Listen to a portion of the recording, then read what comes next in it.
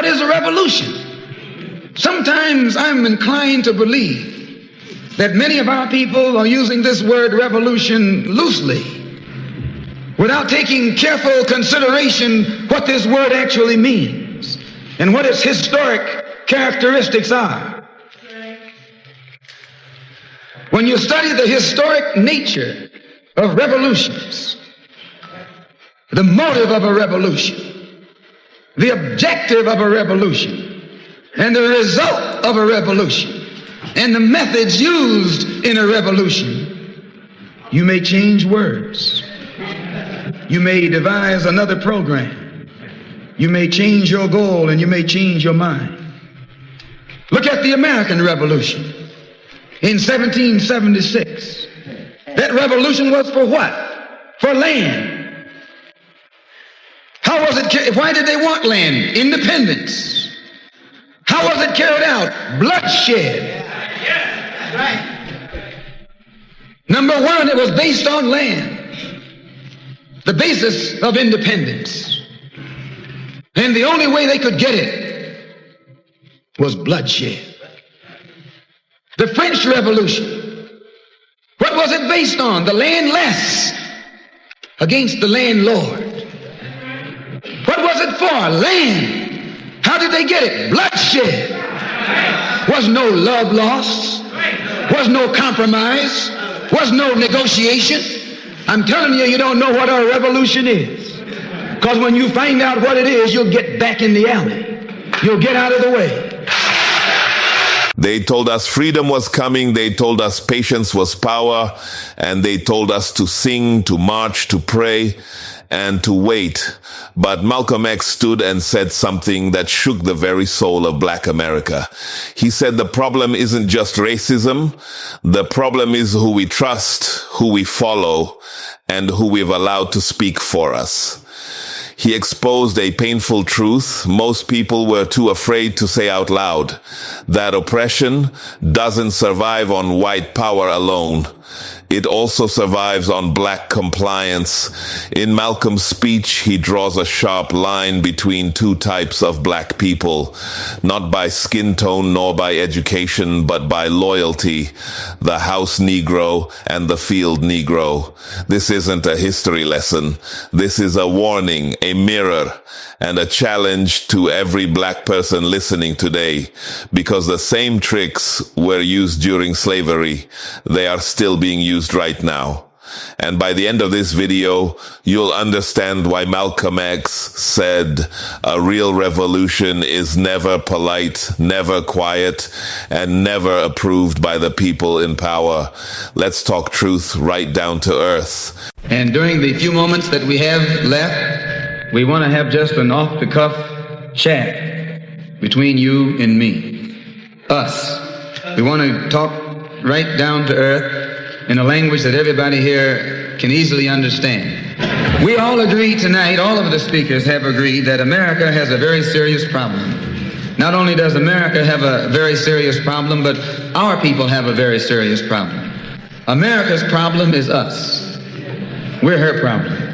The only reason she has a problem is she doesn't want us here. And every time you look at yourself, be you black, brown, red, or yellow, a so-called Negro, you represent a person who poses such a serious problem for America because you're not wanted. Once you face this as a fact, then you can start plotting a course that will make you appear intelligent instead of unintelligent. What you and I need to do is learn to forget our differences. When we come together, we don't come together as Baptists or Methodists. You don't catch hell because you're a Baptist, and you don't catch hell because you're a Methodist. You don't catch hell because you're a Methodist or a Baptist. You don't catch hell because you're a Democrat or a Republican. You don't catch hell because you're a Mason or an elk. And you sure don't catch hell because you're an American, because if you was an American, you wouldn't catch no hell. You catch hell because you're a black man. You catch hell, all of us catch hell for the same reason. So we are all black people, so-called Negroes, second-class citizens, ex-slaves. You are nothing but an ex-slave. You don't like to be told that. But what else are you? You are ex-slave. You didn't come here on the Mayflower. You came here in a slave ship, in chains, like a horse or a cow or a chicken. And you were brought here by the people who came here on the Mayflower. You were brought here by the so-called pilgrims or founding fathers. They were the ones who brought you here. We have a common enemy. We have this in common. We have a common oppressor, a common exploiter, and a common discriminator. So once we all realize that we have this common enemy, then we unite on the basis of what we have in common. And what we have foremost in common is that enemy, the white man. He's an enemy to all of us. I know some of you all think that some of them aren't enemies. Time will tell. In Bandung, back in I think 1954, was the first unity meeting in centuries of black people. And once you study what happened at the Bandung Conference and the results of the Bandung Conference, it actually serves as a model for the same procedure you and I can use to get our problems solved. At Bandung, all the nations came together. They were dark nations from Africa and Asia. Some of them were Buddhists. Some of them were Muslim. Some of them were Christian. Some of them were Confucianists. Some were atheists. Despite their religious differences, they came together. Some were communists. Some were socialists. Some were capitalists. Despite their economic and political differences, they came together. All of them were black, brown, red, or yellow. The number one thing that was not allowed to attend the Bandung Conference was the white man. He couldn't come. Once they excluded the white man, they found that they could get together. Once they kept him out, everybody else fell right in and fell in line. This is the thing that you and I have to understand. And these people who came together didn't have nuclear weapons. They didn't have jet planes. They didn't have all of the heavy armaments that the white man has, but they had unity. They were able to submerge their little petty differences and agree on one thing, that though one African came from Kenya and was being colonized by the Englishmen, and another African came from the Congo and was being colonized by the Belgian, and another African came from Guinea and was being colonized by the French, and another came from Angola and was being colonized by the Portuguese. When they came to the Bandung Conference, they looked at the Portuguese and at the Frenchmen and at the Englishmen and at the other Dutchmen and learn or realize that the one thing that all of them had in common, they were all from Europe. They were all Europeans, blonde, blue-eyed, and white-skinned. They began to recognize who their enemy was. The same man that was colonizing our people in Kenya was colonizing our people in the Congo. The same one in the Congo was colonizing our people in South Africa and in southern Rhodesia and in Burma and in India and in Afghanistan and in Pakistan. They realized all over the world where a dark man was being oppressed, he was being oppressed by the white man. Where the dark man was being exploited, he was being exploited by the white man. So they got together under this basis, that they had a common enemy. And when you and I here in Detroit and in Michigan and in America, who have been awakened today, look around us, we too realize here in America, we all have a common enemy. Whether he's in Georgia or Michigan, whether he's in California or New York, he's the same man. Blue eyes and blonde hair and pale skin. Same man.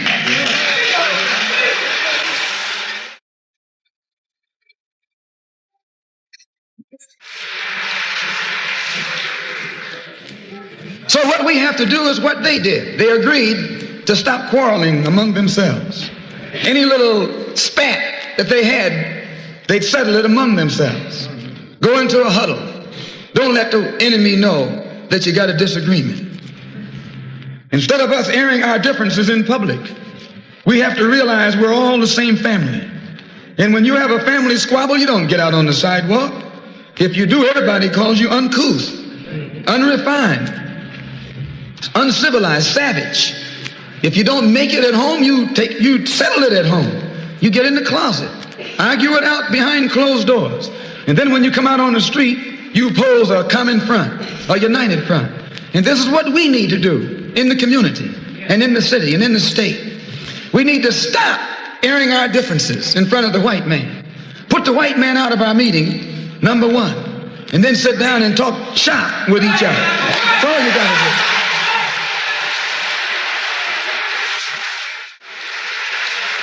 to do. I would like to make a few comments concerning the difference between the black revolution and the negro revolution. There's a difference. Are they both the same? And if they're not, what is the difference?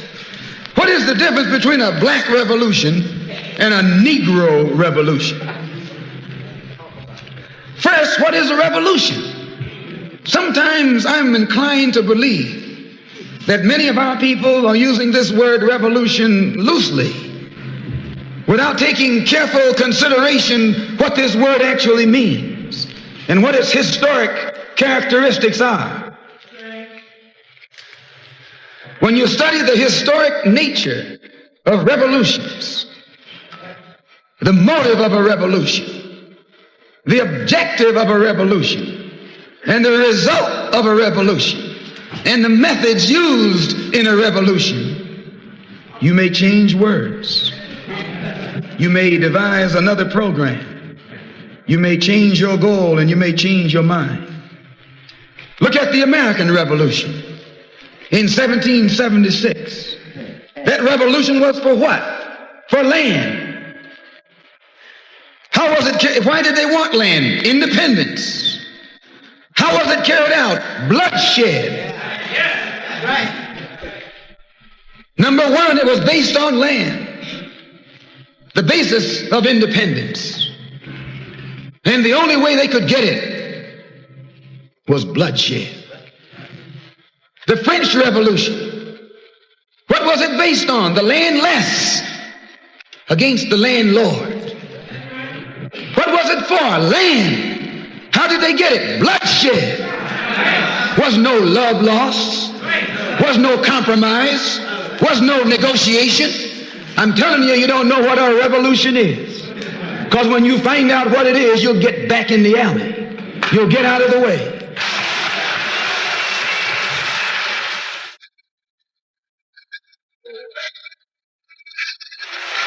The moment, the Russian Revolution, what was it based on? Land. The landless against the landlord. How did they bring it about? Bloodshed. You haven't got a revolution that doesn't involve bloodshed. And you're afraid to bleed. I said you're afraid to bleed. Malcolm X didn't confuse people. He exposed hypocrisy. He looked Black America straight in the eye and asked a dangerous question. Why is violence acceptable everywhere except when Black people defend themselves? America never had a problem with you bleeding. As long as you were bleeding for them, they sent you to Korea and you bled, Germany, South Pacific, and even Vietnam to fight enemies you never knew. And you bled without hesitation. But when Black churches were bombed, when Black girls were murdered, when Black families were terrorized in Mississippi and Alabama, suddenly they told you to be peaceful. Suddenly, violence became wrong. Malcolm X called that lie out. If violence is wrong, then it should be wrong everywhere. If it's wrong to defend Black women, Black children, and Black communities here, then America had no moral right to draft Black men and send them abroad to kill and die. And then Malcolm X did what America hates most. He compared us to the rest of the world. He showed that every oppressed people who ever gained freedom did it the same way, through resistance, unity, and sacrifice. China, Kenya, Algeria, Africa, and even Asia. Not one of them begged. Neither did they sing their way to liberation or ask permission. They studied history, learned the rules of power, and acted accordingly. And that's when Malcolm X delivered the most uncomfortable truth of all. There is no such thing as a non-violent revolution. Revolutions are not built on speeches. They are built on land, power, and control of destiny. And if hearing that makes you uncomfortable, Malcolm X continues by saying discomfort is exactly where awakening begins. Because the real question isn't whether revolution is violent. The real question is why black people were taught to fear it, while everyone else used it to get free. Long as the white man sent you to Korea, you bled. He sent you to Germany, you bled. He sent you to the South Pacific to fight the Japanese, you bled. You bleed for white people. But when it comes time to seeing your own churches being bombed and little black girls murdered, you haven't got no blood.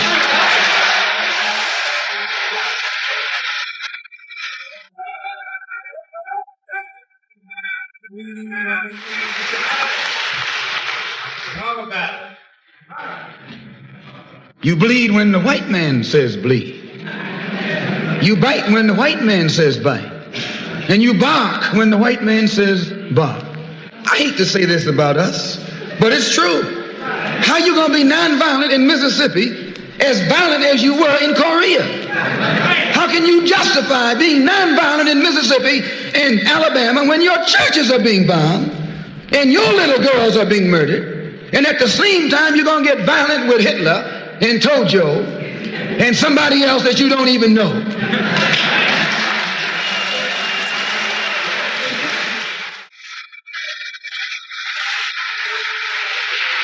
If violence is wrong in America, violence is wrong abroad.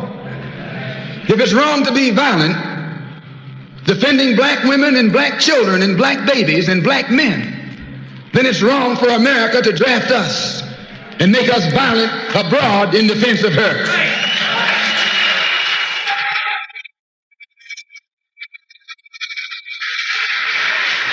The Chinese Revolution, they wanted land.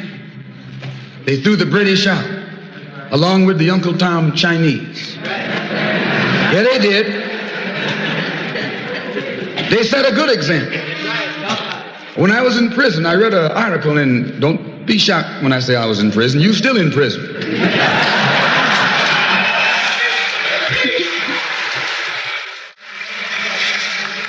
That's what America means, prison.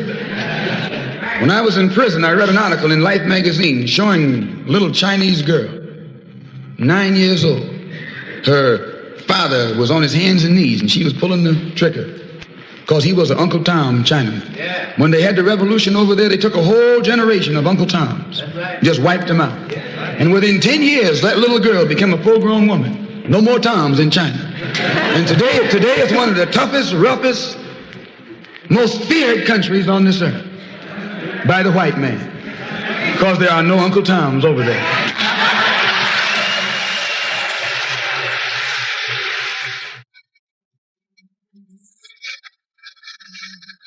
Of all our studies, history is best qualified to reward all research. And when you see that you got problems, all you have to do is examine the historic method used all over the world by others who had problems similar to yours. And once you see how they got theirs straight, then you know how you can get yours straight. Please. There's been a revolution, a black revolution going on in Africa. In Kenya, the Mau Mau were revolutionaries. They were the ones who made the word uhuru. They were the ones who brought it to the fore. The Mau Mau, they were revolutionaries. They believed in scorched earth. They knocked everything aside that got in their path. And their revolution also was based on land, a desire for land. In Algeria, the northern part of Africa, a revolution took place. The Algerians were revolutionists. They wanted land. France offered to let them be integrated into France. They told France to hell with France. They wanted some land, not some France.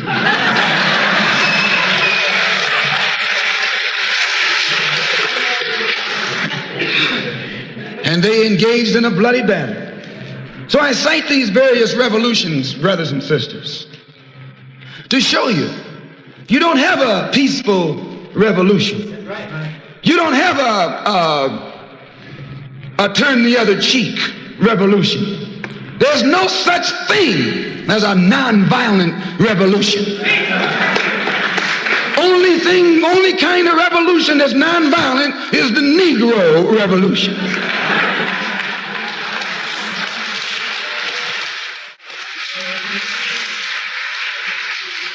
The only revolution based on loving your enemy is the Negro revolution. The only revolution in which the goal is a desegregated lunch counter, a desegregated theater, a desegregated park, and a desegregated public toilet. You can sit down next to white folks on the toilet.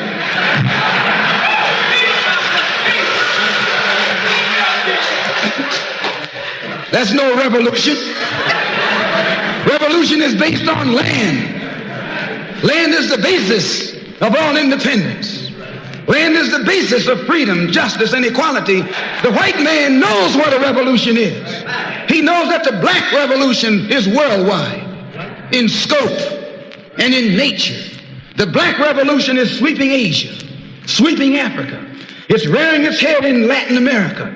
The Cuban Revolution, that's a revolution. They overturned the system.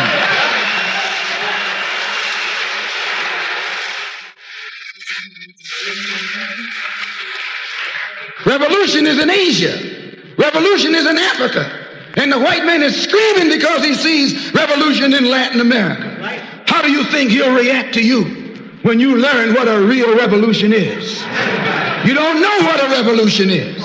If you did, you wouldn't use that word. A revolution is bloody. Revolution is hostile. Revolution knows no compromise. Revolution overturns and destroys everything that gets in its way. And you sitting around here like a knot on these folks, no matter how much they hate me. No, you need a revolution.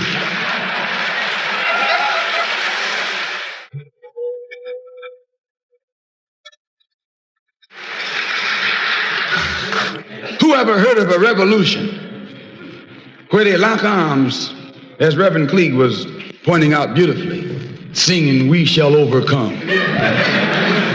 Just tell me you don't do that in a revolution. You don't do any singing, you're too busy swinging.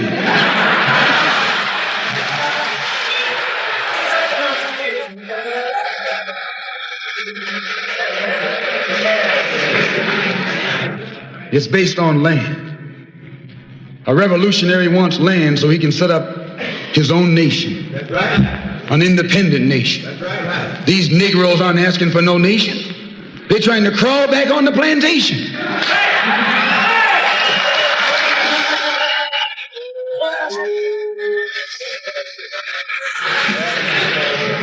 When you want a nation, that's called nationalism. When the white man became involved in a revolution in this country against England, what was it for? He wanted this land so he could set up another white nation. That's white nationalism. The American Revolution was white nationalism. The French Revolution was white nationalism. The Russian Revolution too, yes, it was white nationalism. You don't think so? Why you think Khrushchev and Mao can't get their heads together? White nationalism. All the revolutions that's going on in Asia and Africa today are based on what? Black nationalism. A revolutionary is a black nationalist. He wants a nation. I was reading some beautiful words by Reverend Cleage pointing out why he couldn't get together with someone else here in the city.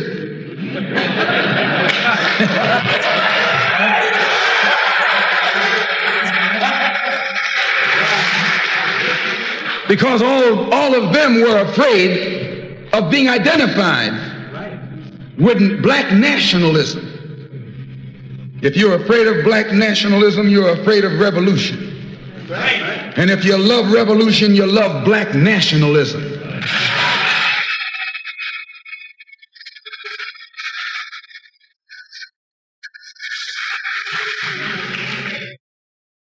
To understand understand this, you have to go back to what young brother here referred to as the house Negro and the field Negro. Back during slavery, there was two kinds of slaves. There was the house Negro and the field Negro. The house Negro, they lived in the house with master. They dressed pretty good. They ate good because they ate his food, what he left. They lived in the attic or the basement, but still they lived near their master. And they loved their master more than the master loved himself.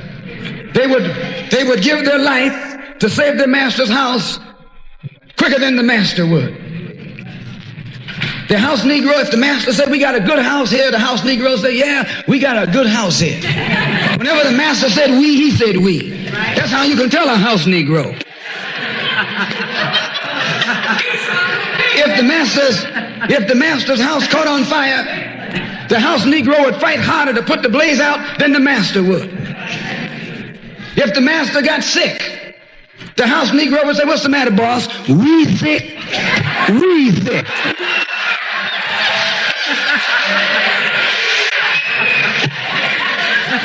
He identified himself with his master more than his master identified with himself.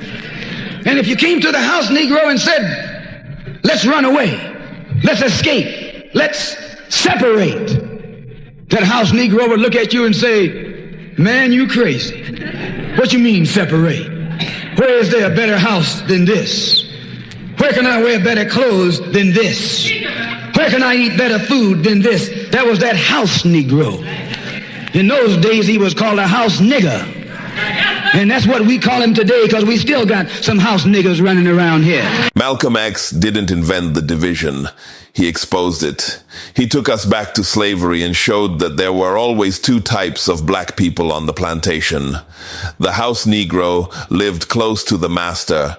He ate better, dressed better, spoke like the master, and most importantly, he identified with the master more than with his own people. When the master said we, the house Negro said we. When the master's house caught fire, the house Negro fought harder to save it than the master himself. When the master got sick, the house Negro worried like he was his own father. And if you told that house Negro, let's escape, let's separate or present a freedom opportunity, he'd look at you like you were crazy. His thoughts only revolve around, where else can I live this well? Where else can he eat this good? And where else can I dress this good? Then there was the field Negro. The field Negro lived in the dirt, working from sunrise to sundown, ate leftovers, wore rags, and never confused his enemy. And when you said, let's run, the field Negro didn't ask where. He said, anywhere is better than here. Malcolm X said that the same division still exists today. The modern house Negro brags about being the only black one in a white neighborhood.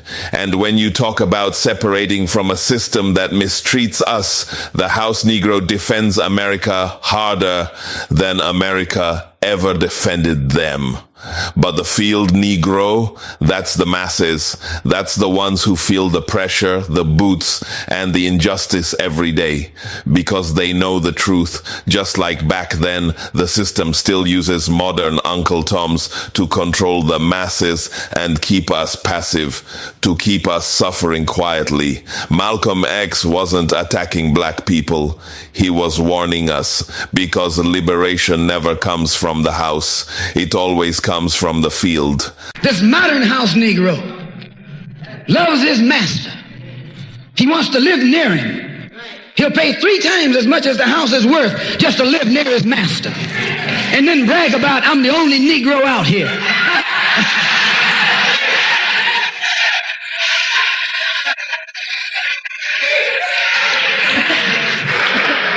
I'm the only one on my job. I'm the only one in this school. You're nothing but a house Negro. And if someone come to you right now and say, let's separate, you say the same thing that the house Negro said on the plantation. What you mean separate? From America? This good white man? Where you gonna get a better job than you get here? I mean, this is what you say. I ain't left nothing in Africa. That's what you say. Why, you left your mind in Africa.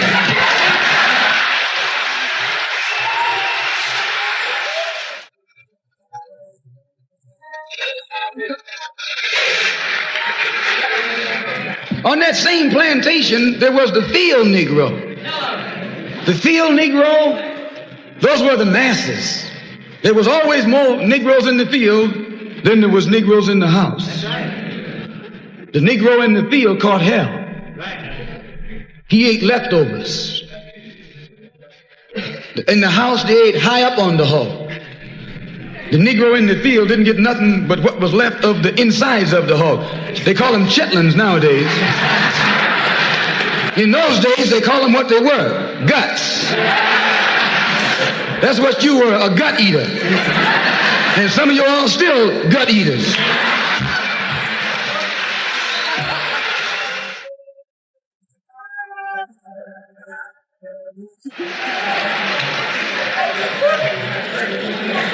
The field Negro was beaten from morning till night.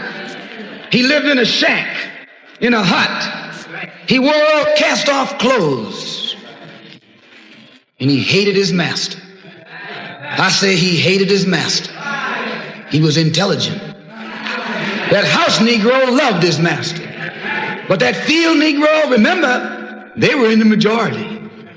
And they hated the master. When the house caught on fire, he didn't try and put it out. That field Negro prayed for a wind, for a breeze. When the master got sick, the field Negro prayed that he died.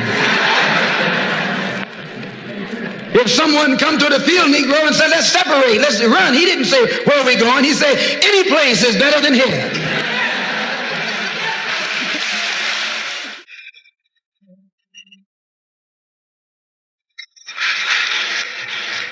You got field Negroes in America today. I'm a field Negro. The masses are the field Negroes.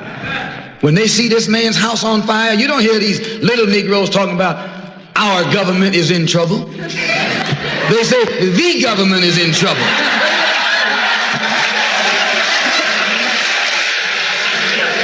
Imagine a Negro, our government.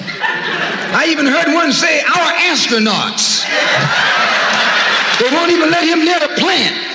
And our astronauts, our Navy, that's a Negro that's out of his mind. That's a Negro that's out of his mind. Just as the slave master in that day used Tom, the house Negro, to keep the field Negroes in check, the same old slave master today has Negroes who are nothing but modern Uncle Toms, 20th century Uncle Toms, to keep you and me in check, keep us under control, keep us passive and peaceful and nonviolent. That's Tom making you nonviolent. It's like when you go to the dentist and the man is going to take your tooth. You're going to fight him when he starts pulling. So they squirt some stuff in your jaw called Novocaine to make you think they're not doing anything to you. So you sit there and because you got all that Novocaine in your jaw, you suffer peacefully.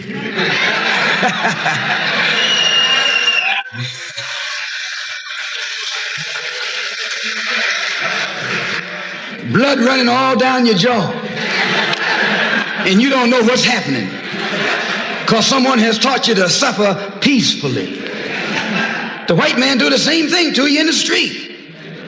When he want to put knots on your head and take advantage of you and don't have to be afraid of you fighting back, to keep you from fighting back, he get these old religious Uncle Toms to teach you and me. They're just like Novocaine, suffer peacefully. Don't stop suffering, just suffer peacefully. As Reverend Cleek pointed out, let your blood flow in the streets. This is a shame. And you know he's a Christian preacher. If it's a shame to him, you know what it is to me.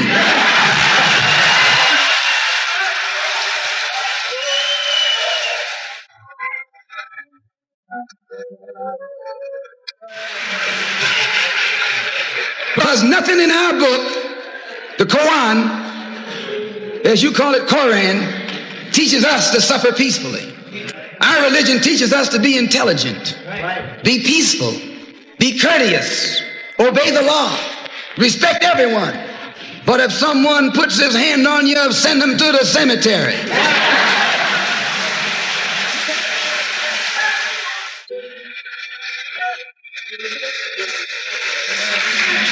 That's a good religion. In fact, that's that old-time religion.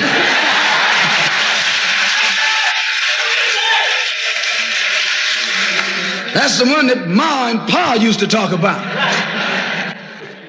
An eye for an eye, and a tooth for a tooth, and a head for a head, and a life for a life. That's a good religion. And then anybody, no one resents that kind of religion being taught but a wolf who intends to make you his meal. This is the way it is with the white man in America. He's a wolf, and you a sheep. Anytime a shepherd, a pastor, teach you and me not to run from the white man, and at the same time teachers don't fight the white man, he's a traitor to you and me. Don't lay down our life all by itself. No. Preserve your life. It's the best thing you got. And if you got to give it up, let it be even Stephen.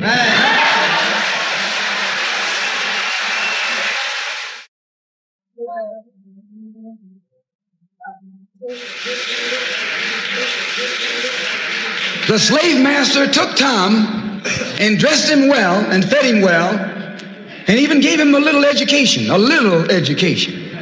Gave him a long coat and a top hat and made all the other slaves look up to him.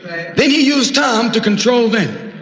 The same strategy that was used in those days is used today by the same white man. He take a Negro, so-called Negro, and make him prominent, build him up, publicize him, make him a celebrity, and then he becomes a spokesman for Negroes and a Negro leader.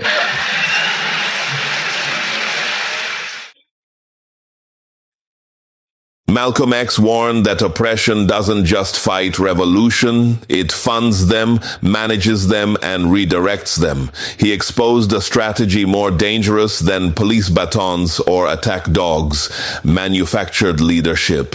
When local black people at the grassroots began to rise, when ordinary men and women started organizing, marching, and resisting on their own, that's when power felt threatened, not by speeches nor by negotiations, but by uncontrolled black anger. And Malcolm X pointed out something most people overlooked. The so-called national leaders didn't start those uprisings. They were brought in after the streets were already on fire. When movements became too independent, the system stepped in. They called meetings behind closed doors, offered funding, promised access, recognition, and influence. And suddenly, leaders who once spoke boldly were given scripts to follow. Malcolm X used the March on Washington as the clearest example. What began as a threat to shut the system down was transformed into a performance. A once hot movement suddenly became lukewarm. Anger was replaced with singing. Demands were replaced with symbolism, and resistance was replaced with a schedule. Malcolm X said it clearly. The movement wasn't integrated. It was infiltrated, like pouring cream into strong coffee. The message was diluted until it no longer woke anyone up, and the people never noticed because the same faces were still on the stage. This is how power survives. It doesn't always crush movements from the outside. Sometimes it controls them from the inside. Malcolm X wasn't telling us to reject leadership, He was telling us to question the beneficiaries, because when a movement becomes comfortable to those in power, it has already stopped being dangerous, and a revolution that asks permission isn't a revolution at all. I would like to just mention one thing else quickly, and that is the method that the white man uses how the white man uses these big guns or Negro leaders against the black revolution. They're not a part of the black revolution. They're used against the black revolution. When Martin Luther King failed to desegregate Albany, Georgia, the civil rights struggle in America reached its low point. King became bankrupt almost as a leader. Plus, even financially, the Southern Christian Leadership Conference was in financial trouble. Plus, it was in trouble, period, with the people when they failed to desegregate Albany, Georgia. Other Negro civil rights leaders of so-called national stature became fallen idols.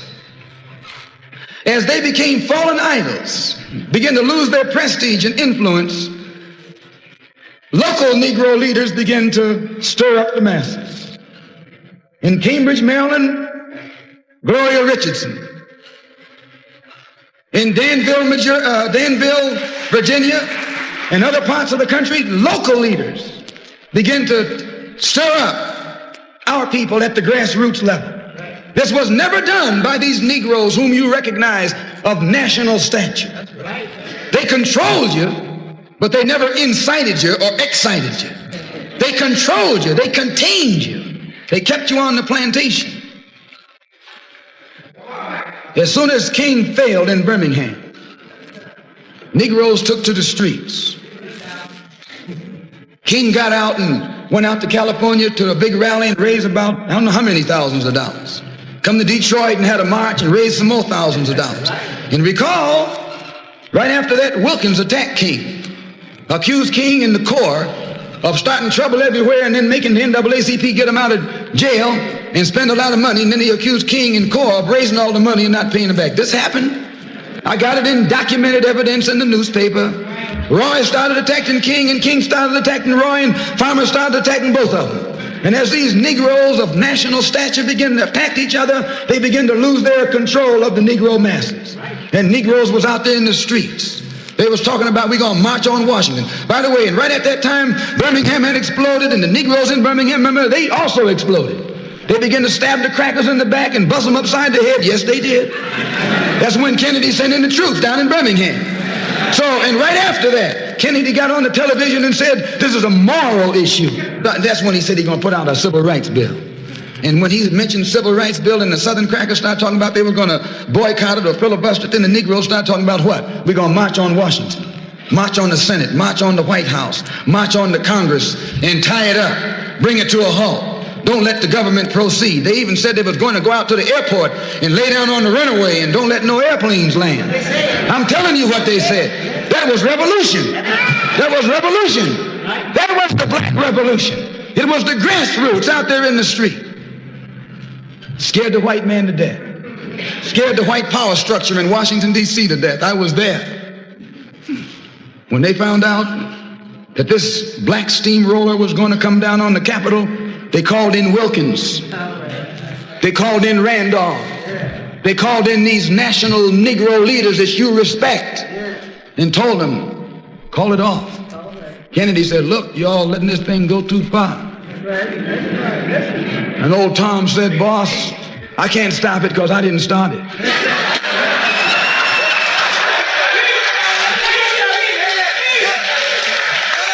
I'm telling you what they said. They said, I'm not even in it, much less at the head of it. They said, these Negroes are doing things on their own. They're running ahead of us. And that old shrewd fox, he said, well, if you all aren't in it, I'll put you in it. I'll put you at the head of it. I'll endorse it. I'll welcome it. I'll help it. I'll join it. A matter of hours went by. They had a meeting at the Carlisle Hotel in New York City. The Carlisle Hotel is owned by the Kennedy family. That's the hotel Kennedy spent the night at 2 nights ago. Belongs to his family. A philanthropic society headed by a white man named Stephen Currier called all the top civil rights leaders together at the Carlisle Hotel and told them that by you all fighting each other, you're destroying the civil rights movement. And since you're fighting over money from white liberals, let us set up what's known as the Council for United Civil Rights Leadership. Let's form this council, and all the civil rights organizations will belong to it. and will use it for fundraising purposes. Let me show you how tricky the white man is. And as soon as they got it formed, they elected Whitney Young as the chairman. And who you think became the co-chairman? Stephen Currier, the white man. A millionaire. Powell was talking about it down at the Cobo today. This is what he was talking about. Powell knows it happened. Randolph knows it happened. Wilkins knows it happened. King knows it happened. Every one of that so-called Big Six. They know what happened. Once they formed it, with the white man over it, he promised them and gave them $800,000 to split up between the Big Six, and told them that after the march was over, they'd give them $700,000 more. $1.5 million split up between leaders that you've been following, going to jail for, crying crocodile tears for, and they've nothing but Frank James and Jesse James and brothers.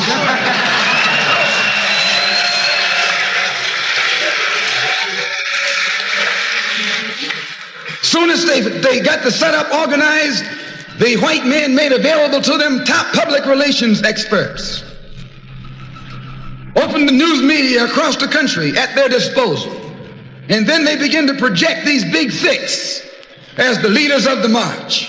Originally, they weren't even in the march. You was talking this march talk on Hastings Street. Is Hastings Street still here? On Hastings Street.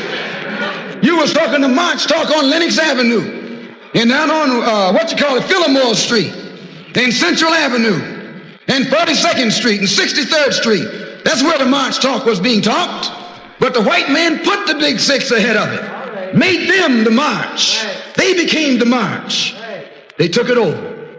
And the first move they made after they took it over, they invited Walter Reuther, a white man. They invited a priest, a rabbi, and an old white preacher. Yes, an old white preacher. The same white element that put Kennedy in power. Labor, the Catholics, the Jews, and liberal Protestants. Same clique that put Kennedy in power joined the March on Washington. It's just like when you got some coffee that's too black, which means it's too strong. What you do? You integrate it with cream.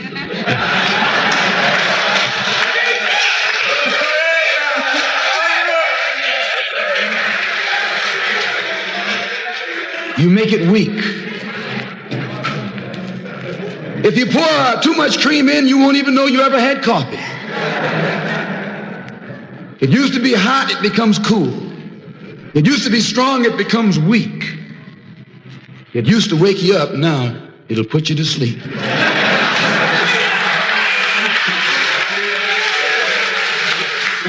This is what they did with the March on Washington. They joined it. They didn't integrate it, they infiltrated it. They joined it, became a part of it, took it over. And as they took it over, it lost its militancy. They ceased to be angry. They ceased to be hot. They ceased to be uncompromising. Why, it even ceased to be a march. It became a picnic, a circus. Nothing but a circus with clowns and all. You had one right here in Detroit. I saw it on television with clowns leading it, white clowns and black clowns. I know you don't like what I'm saying, but I'm going to tell you anyway, because I can prove what I'm saying. If you think I'm telling you wrong, you bring me Martin Luther King and A. Philip Randolph and James Farmer and those other three, and see if they'll deny it over the microphone. No, it was a sellout. It was a takeover. When James Baldwin came in from Paris, they wouldn't let him talk because they couldn't make him go by the script. Burt Lancaster read the speech that Baldwin was supposed to make. They wouldn't let Baldwin get up there because they know Baldwin liable to say anything.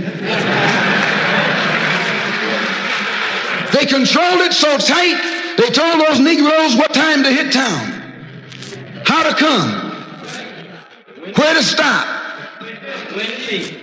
what sign to carry, what song to sing, what speech they could make and what speech they couldn't make, and then told them to get out of town by sundown.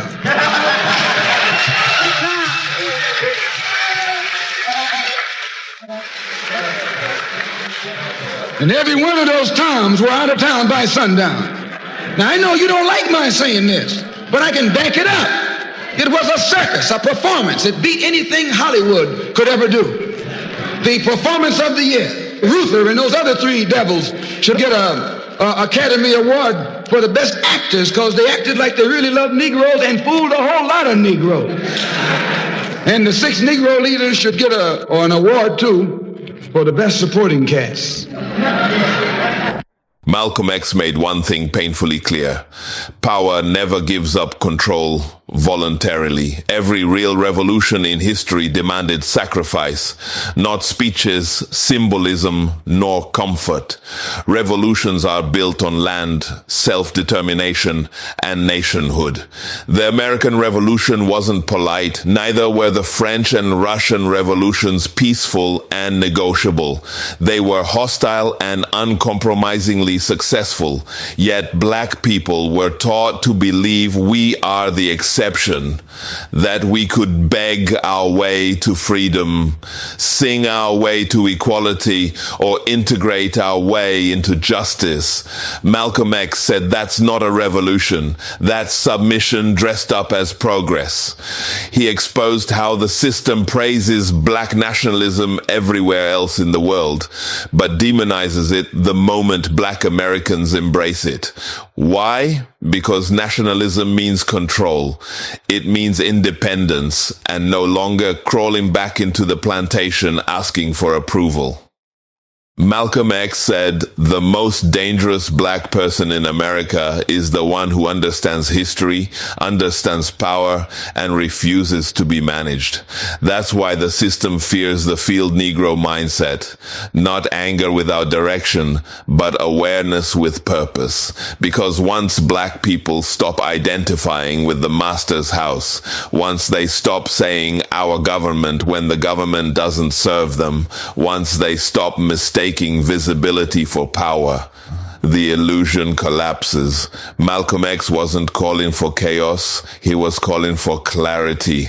Know your enemy, know your history, and know your worth, because no one who has ever won freedom was ever praised while they were winning it. This is why Malcolm X's message still makes people uncomfortable today, because it doesn't flatter us, it doesn't soothe us, and it doesn't lie to us. It forces us to confront hard truths about leadership, loyalty, and the cost of real change. Malcolm X didn't say all black people were the same. He said we had a choice to think like the House Negro, defending a system that exploits us, mistaking proximity to power for power itself, or to think like the field Negro, who has a clear-eyed, uncompromising, and unwilling to accept crumbs as a meal. He warned us that systems don't collapse from the outside. They collapse when people inside stop believing the lies. And maybe that's why his voice still echoes after several decades. Because the conditions he spoke about never truly disappeared. The faces and language may have evolved, but it's the same structure. This wasn't just a speech. It was a diagnosis. And Malcolm X didn't just ask us to listen, he challenged us to decide. Malcolm X once said, the future belongs to those who prepare for it today. So the question isn't whether this message was powerful. The question is what you do with it.